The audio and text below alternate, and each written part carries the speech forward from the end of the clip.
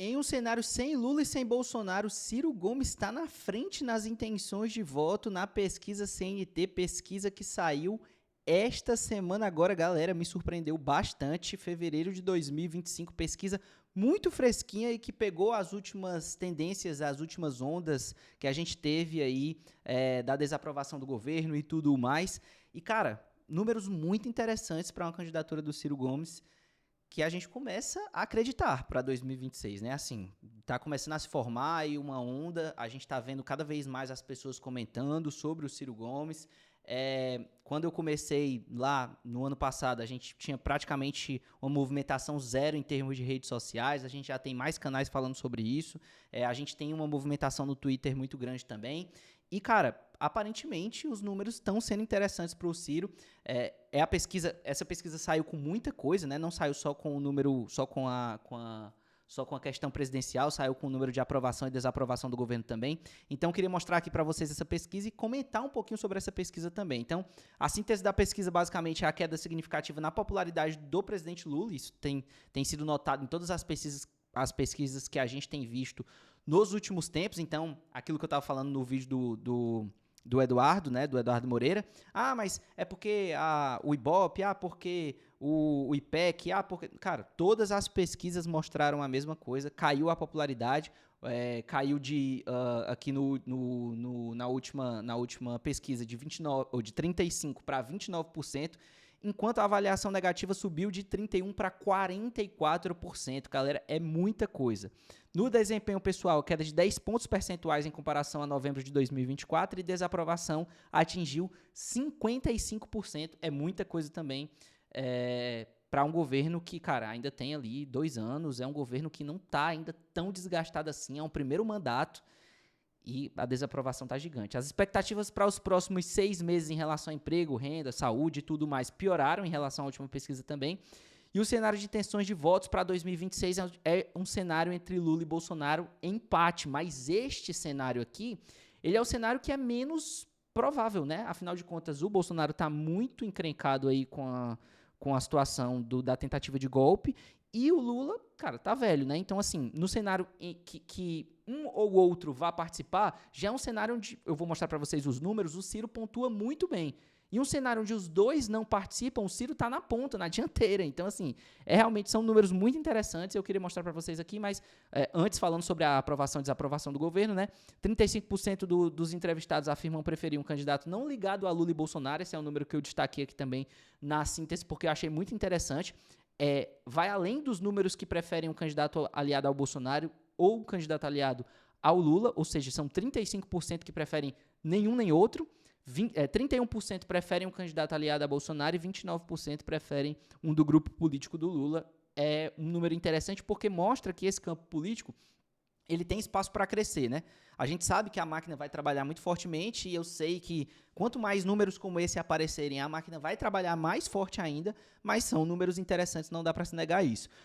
Cuidados mais pobres parece ser aquilo que tem ainda muita repercussão em termos de coisa boa, segundo o que a população enxerga o governo do Lula, e a desonestidade e preocupação excessiva com a reeleição, aquilo que está de mais incomodando a população, segundo o que se falou aqui na pesquisa em relação ao governo do Lula. 56% dos entrevistados acreditam que há algum envolvimento do ex-presidente com o golpe, e enquanto 45% acreditam que ele será absolvido. Então, basicamente é isso em relação à síntese da pesquisa, e aqui eu quero mostrar alguns números para vocês que me deixaram um pouco abismado. Primeiro, segundo, a avaliação do governo. Cara, a gente saiu daqui, se a gente observar, a gente saiu daqui de 40% de positivo, né? Na verdade, assim, 43% de positivo e 25% de um negativo, com 28% de regular ainda, para um 44% de péssimo, galera. 44% de ruim péssimo e 29% de avaliação positiva e 26% de regular.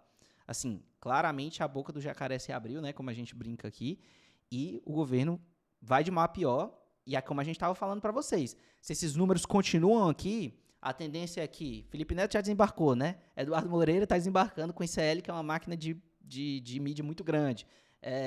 O Centrão desembarcando de um novo governo do Lula, de uma reeleição do Lula. É claro que a gente sabe que isso tudo pode mudar, né? Em 20 minutos tudo pode mudar, mas esses números aqui demonstram que é uma tendência muito forte de que o governo vem perdendo popularidade e um cenário muito incerto para 2026. E aqui eu queria mostrar para vocês, tem vários números aqui, eu vou deixar o link.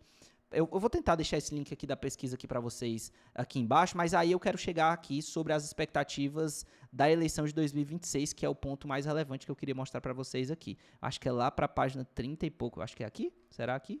Aqui é eleição, exatamente. Eleição presidencial para 2026. Bom, num cenário de espontâneas, a gente vê como Lula e Bolsonaro ainda são muito conhecidos no Brasil todo, né? Assim, é um cenário onde, a espontânea, para quem não conhece, é um cenário onde a pessoa basicamente fala assim, ó, eleição, e o cara, Lula. Eleição e o cara, Bolsonaro. Quer dizer, é uma parada que, assim, cara, o cara é muito conhecido no Brasil todo e o nome dele tá na boca do povo de uma maneira que é quase que é difícil você competir, né? Então, assim, cada uma das pessoas que é apoiada pelo Lula ou pelo Bolsonaro, na medida em que eles são tão conhecidos assim, tende a carregar uma quantidade de votos muito grande.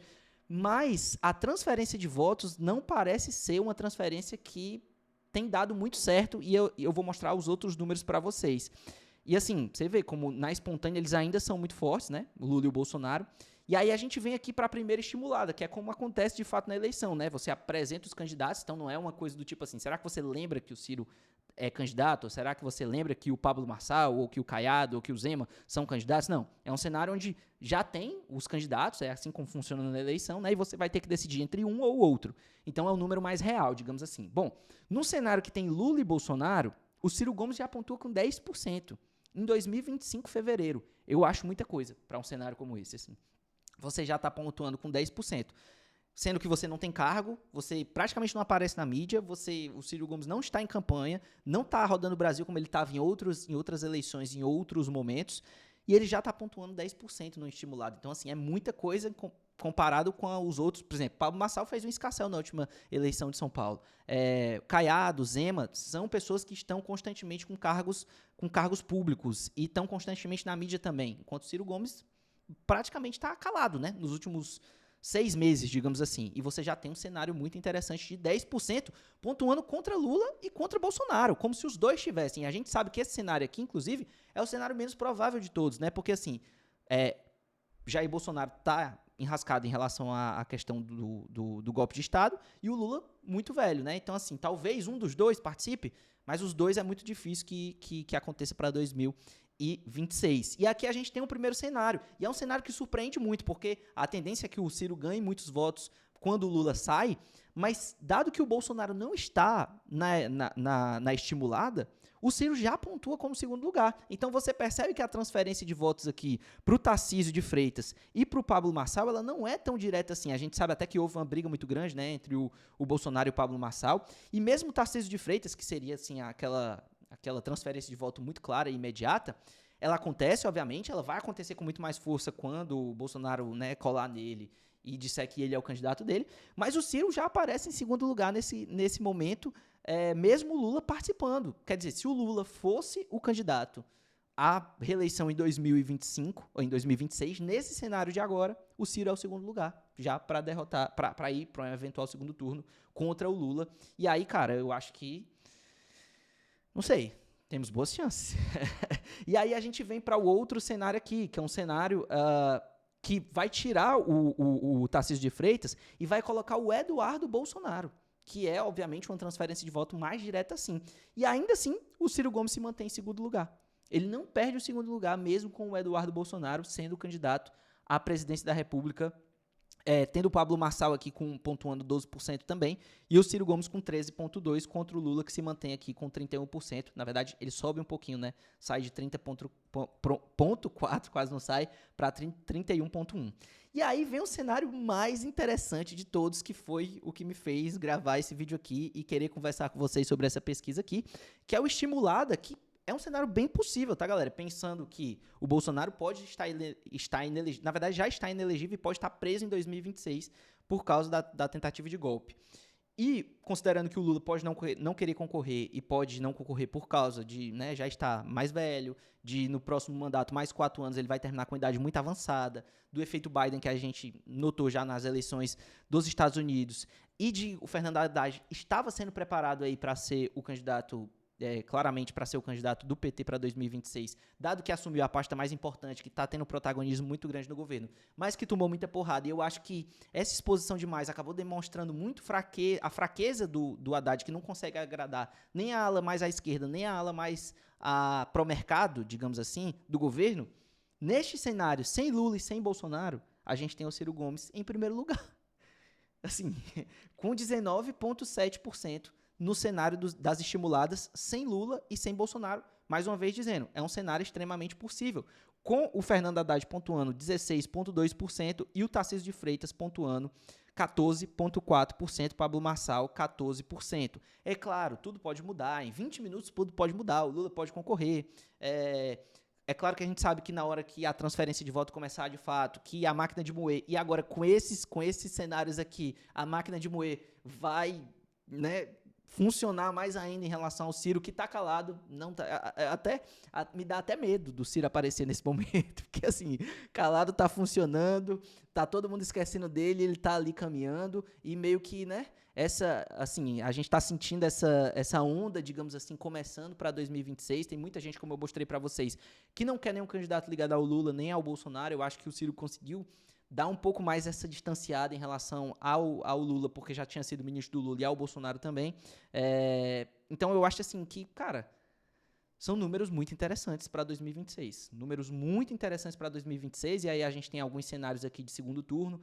Vou deixar a pesquisa para vocês darem uma olhada depois aqui também, aqui embaixo, mas assim, achei números interessantes, achei que é uma pesquisa que dá uma certa esperança. Claro que a gente sabe que em 20 minutos tudo pode mudar, claro que a gente sabe que a transferência de votos para 2026 ela vai ser muito forte, é claro que a gente sabe que quanto mais o Ciro crescer, a depender de quem ele está tirando do segundo turno, ele vai tomar porrada da esquerda e da direita. Por isso eu acho tão importante que o Ciro crie uma máquina para 2026, que ele já estivesse rodando o Brasil, que ele já estivesse captando o WhatsApp, que ele já estivesse criando uma máquina política, que ele já estivesse fomentando os canais, a rede de apoio dele para 2026, porque mostra que possibilidade ele tem, número ele tem, possibilidade de crescimento ele tem. O que ele precisa é se engajar, de fato, na campanha para 2026 e começar a rodar o Brasil. Eu acho que ele já deveria estar fazendo isso.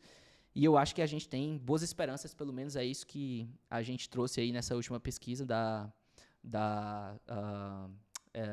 dessa última pesquisa da CNT, e eu acho que a gente tem boas esperanças de que algo possa mudar para 2026. Quero saber a opinião de vocês, deixa aqui embaixo, não se esquece de se inscrever aqui no canal, clicar no botão de gostei, e de deixar um comentário também falando o que você acha que o Ciro deve fazer, se deve ficar calado para rodar embaixo do radar, ou se deve começar a rodar o Brasil e criar uma militância para 2026 a partir de agora. Tamo junto, até a próxima, valeu, falou e tchau, galera, até mais.